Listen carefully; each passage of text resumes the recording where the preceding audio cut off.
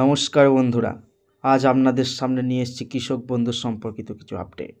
কৃষক বন্ধুর কিছু সমস্যার কথা আপনাদের সঙ্গে আজ তুলে ধরবো, তার সমাধানের উপায়ও আপনাদেরকে বলবো। প্রথমে সার্চ করবেন গুগলে গিয়ে কৃষক বন্ধু।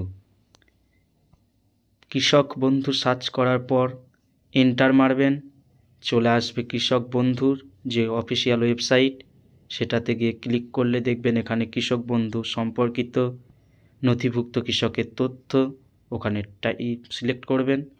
তারপর সিলেক্ট অপশানে যাবেন, এখানে ভোটার কার্ড, আধার কার্ড, ব্যাঙ্ক অ্যাকাউন্ট নম্বর, কেবি আইডি, কৃষক বন্ধু আইডি, মোবাইল অ্যাকনলেজমেন্ট নম্বর সব থাকবে।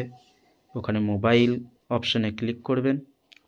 আপনাদের যে রেজিস্টার্ড মোবাইল নম্বর দেওয়া আছে কৃষক বন্ধুর সঙ্গে, সেটা ওখানে ক্লিক করবেন।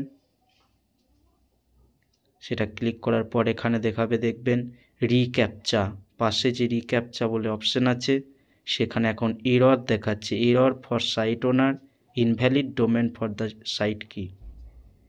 এখানে তাদের সার্ভারের গণ্ডগোলের জন্য, সমস্যার জন্য কিছু সমস্যা হচ্ছে, তাই এখন হবে না। আবার যদি আপনি আধার কার্ড দিয়ে দেখেন বা ভোটার কার্ড দিয়ে, এখানে ভোটার কার্ড দিচ্ছি, এরপর আপনার ভোটার কার্ডের নম্বরটি দেবেন। ভোটার কার্ডের নম্বর যা আছে WB41, যেটা আপনার আছে ভোটার কার্ডের নম্বর থেকে সেটা বসাবেন।